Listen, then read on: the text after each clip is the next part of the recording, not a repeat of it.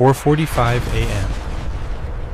The Kerch Bridge faces the risk of severe damage just as repairs are nearing completion. A 40-car Russian freight train is hauling $500 million in pure destruction. This includes 20 Iskander missiles, 30 calibers, and a primary S-400 radar unit. This is the Kremlin's ultimate gamble to save a collapsing war. Moscow is betting everything on this 12-mile span. They are convinced it is an unbreakable fortress, protected by 100-foot-tall Pantsir towers and the elite S-500 shield. But beneath the black waves of the strait, 6 Magura 57 drones are tearing through the chop. They are preparing to fight against the most advanced defense system Russia has ever possessed. 3 miles out from the bridge's massive concrete spans, the 6 Magura 57s suddenly pivot. They cut through the freezing water at 48 miles per hour. If you think their goal is to crash into the bridge, that would be a failed plan. This is the deployment of the Phantom Delay Swarm. It is the key to overcoming Russia's upgraded, state-of-the-art defenses. It is no coincidence that Moscow confidently allowed their massive ammunition shipment to pass through this route. They have transformed the Kerch Strait into a literal digital fortress, a dead zone. S-500 Prometheus radar arrays scan for even the slightest ripple on the surface. They have reinforced the 12-mile span with specialized towers 100 feet tall. These house Pantsir S-1M units, modified with high-fidelity thermal optics designed to incinerate low-flying threats. Below the waterline, a labyrinth of steel pile walls and sensor-rigged barges forms a physical barricade. The strait feels like a maritime cage. This is a death sentence for typical maritime drones. That is why you are seeing this new tactic. On the rear decks of the Maguras, specialized hatches hiss open. 24 fiber-optic FPV drones catapult into the salt spray. They are tethered to their motherships by ultra-thin glass filaments, unspooling miles of high-speed data wire. On the Ukrainian operator's consoles miles away, the video feed is 4K crystal clear. Suddenly, a red alert flares up in Russia. On the 100-foot steel towers, Russian radar crews see their screens explode with frantic red pings. Multiple low-altitude contacts, speed 60 knots and climbing. A technician screams. The Pantsir S-1M systems, Russia's premier point defense weapon, instantly snap their 2 A38M double-barrel cannons toward the waterline. They vomit 30mm tracers into the dark, with a rhythmic, deafening thud. The tactical math of this engagement is cold and brutal. Every time a Russian officer authorizes an interceptor missile, he is trading a $150,000 weapon for a $500 drone made of plastic and duct tape. Ukraine is effectively forcing the Kremlin to bankrupt its defense budget, one drone at a time. A massive explosion rips through the water as a 30mm shell finds a Magura. It vaporizes in an orange fireball, followed by 10 FPVs shredded into carbon fiber confetti. Yet the remaining iron flies do not flinch. They accelerate, diving into the blind cone, a lethal geometric flaw in the bridge's defense layout. Because the Pantsir towers are so tall, the bridge's own massive steel girders obstruct the downward arc. The Russian cannons cannot tilt low enough to engage targets hugging the water's surface. If they tried, they would blow apart the bridge's own structural supports. The Russian gunners are paralyzed, watching helplessly as the drones slip beneath their line of fire. Seeing the breach, the sector commander authorizes a Merman BN pulse.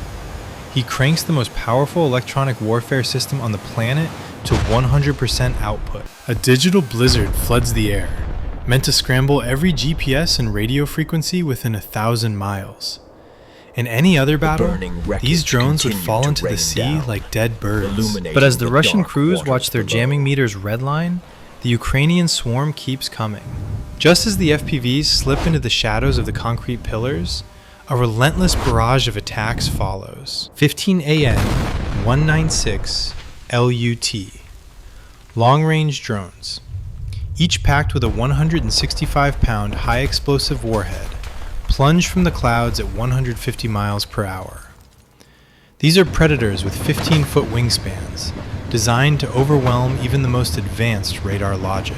The Russian sector commander watches the massive heat signatures bloom on his S-400 screens.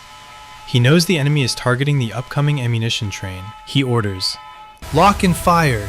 Don't let a single one touch the rails." Immediately, the S-400 Triumph batteries on the coast of Tula Island are deployed. Massive interceptor missiles streak upward. Their white-hot exhaust trails carve jagged lines into the freezing morning mist. It is a world-class display of anti-air capability, a desperate and violent defense of the Kremlin's $500 million investment. One Lut drone is clipped by shrapnel and spirals into the waves. Another is vaporized in a direct hit, creating a blinding white flash that temporarily washes out every thermal sensor in the sector. Within 30 violent seconds, 10 of the 15 drones are incinerated. Their burning wreckage rains down into the sea. But the remaining 5 LUT drones were programmed for survival through saturation. They dive to just 50 feet above the water, weaving through the bridge's massive suspension cables. They use the heavy steel girders to mask their radar signatures. Suddenly, the first 165-pound warhead slams into the primary engagement radar of an S-400 unit. It instantly turns $20 million of high-tech optics into a molten heap of slag. Two more drones impact the reinforced concrete foundations of the Pantsir towers. The high explosive charges send a bone-jarring tremor through the entire 12-mile span. On the tracks below, the 40-car freight train lurches as the shockwaves hit the rails. But the heavy locomotive keeps its momentum. The Russian commander exhales, wiping sweat from his brow. He watches the fire suppression systems kick in and believes the iron corridor has done its job. But Russia's biggest mistake was thinking it was safe. While Russia can upgrade its defenses, Ukraine has upgraded its tactics. While the sky is a graveyard of falling drones, the battle beneath the waves reaches a boiling point. Creeping just inches above the seabed, a Ukrainian Toloka underwater drone navigates through a forest of steel. Its target is the massive concrete support pillars of the bridge's central span. But Russia hasn't left the waterline unprotected. The Toloka suddenly hits a physical cage, a labyrinth of reinforced steel pile walls and sensor-rigged barges. The drone detonates with a muffled, earth-shaking thump. It sends a massive plume of white water 50 feet into the air. The vibration is intense enough to reset the calibration on the bridge's laser guidance systems. However, the physical barriers do their job. The support pillar remains structurally intact, suffering only superficial scarring. On the surface, the Russian response is swift and merciless. High-speed Raptor-class patrol boats roar out of the mist. Their 14.5mm heavy machine guns carve lines of fire across the water. The remaining Magura 57s are caught in a crossfire between the boats and the bridge. One Magura is chased down and riddled with armor-piercing rounds until its fuel cell erupts. Simultaneously, the Pantsir crews on the towers expend their secondary ammo racks to swat the last 8 FPVs out of the sky. The Russian sector commander watches the final red pings vanish from his display. Ukraine's mission to attack the Kerch Bridge officially failed for the first time in 2026. But remember, this was just an add-on objective. The train has arrived, and Ukraine has officially stopped the countdown. 4:55 a.m., the 40-car freight train hits the 6-mile mark, exactly the center of the 12-mile span. This is the most treacherous sector of the entire strait. The water depth plunges to 65 feet, and freezing winds whip through the girders. This is the dead zone. If a train derails here, there is no recovery. Just a slow sink into the abyss. Moscow is taking this risk because they have no choice. To the north, the land bridge through Mariupol and Melitopol has been severed by a relentless HIMARS campaign. The Kerch Bridge is the only lifeline left for the Russian southern front. The Russian sector commander, emboldened by the destruction of the drone swarm, orders a mobile Pantsir battery onto the bridge. He wants to provide close-in cover for the train. In his mind, he has already won. He thinks Ukraine played its only card and lost. It is a classic case of overconfidence. They think they are the heroes of the story, but they failed to realize Ukraine was just draining their resources. Ukraine spent the last hour emptying their magazines and draining their batteries. Suddenly, 60 miles to the west, the Ukrainian Air Force pulls the trigger. Several Su-24 bombers release a salvo of Storm Shadow and Scalp EG cruise missiles. Ground-based HIMARS units launch heavy ATACMS ballistic missiles. But the real genius isn't the missiles themselves, it's the ghosts flying alongside them. Ukraine launches dozens of ADM-160 MALD miniature decoys. These act as electronic chameleons to a Russian radar screen. These cheap decoys look identical to heavy bombers or stealthy cruise missiles. On the Crimean mainland, the S-500 Prometheus, the absolute crown jewel of Russia's aerospace defense, erupts. This is the God of Fire. A system designed to kill satellites and hypersonic gliders is now forced into a desperate brawl. The earth beneath the launch canisters shudders as massive 77 N6 interceptors tear into the sky. Their rocket motors incinerate the freezing fog, leaving jagged scars across the darkness. To the Russian radar operators, the screens look like a digital apocalypse. 40 high-speed targets are screaming in from the west. They appear as a massive, world-ending wave of heavy bombers and stealth missiles. At altitudes of 50,000 feet, the S-500's hypersonic interceptors collide with their targets at Mach 6. One by one, the Russian commander checks off kills on his console. He believes he is systematically dismantling the pride of the Ukrainian Air Force. Yet the tactical reality is a nightmare disguised as a victory. Every time a multi-million-dollar missile vaporizes a target, it isn't hitting a Storm Shadow. It is incinerating a $300,000 electronic decoy made of aluminium and clever software.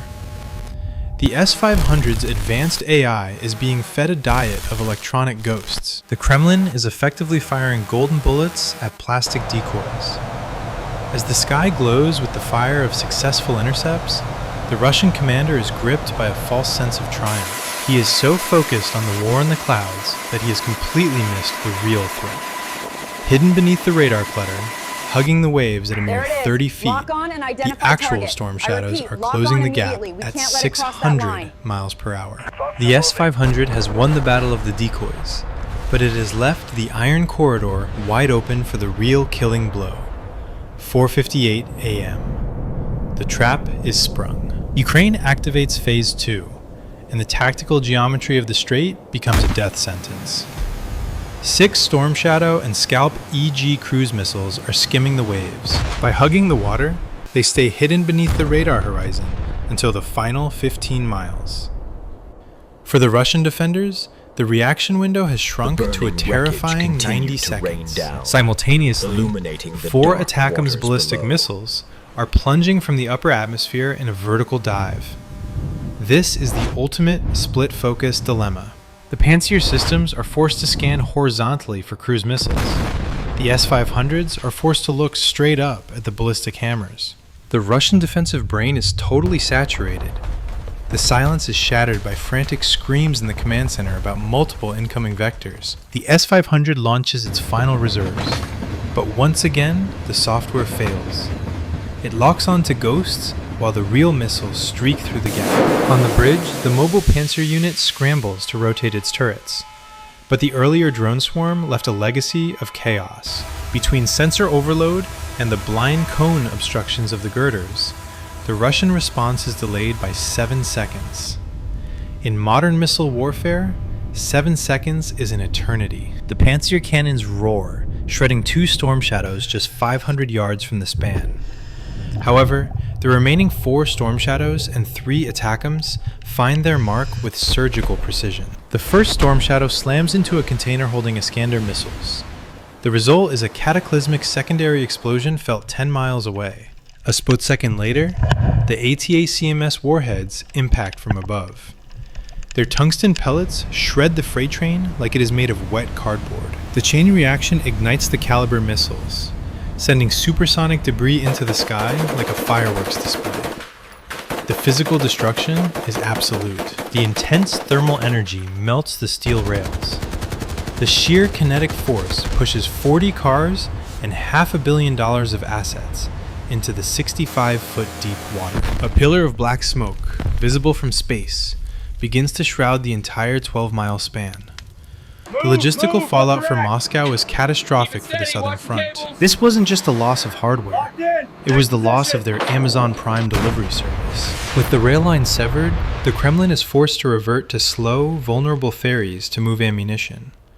This method takes weeks and is the primary target for the next wave of drones. Structurally, the bridge remains standing as the foundations absorb the shockwave. However, the thermal energy has turned the high-strength steel resins into soft, unusable wax. The bridge is closed, likely for the next 2 months of repairs. Creating massive spheres it is a of dead plasma asset visible that across Moscow the must horizon. still spend millions to defend, but cannot use to fight. Today's lesson in modern warfare is clear. Raw muscle and billion-dollar concrete walls cannot defeat human creativity and high-speed logic. Russia bet on $1 million shield. Ukraine broke it with a $500 drone and a better understanding of physics. The Iron Corridor has officially been declassified as a myth, but a blow this public leaves a mark. How do you think Moscow will respond to this tactical humiliation? Will they attempt a massive retaliation, or be forced to pull their air defenses back to protect their own borders? Comment yes below if you believe Ukraine's drone engineers are just getting started. Don't forget to subscribe to the channel so you don't miss our next deep dive. See you in the next mission.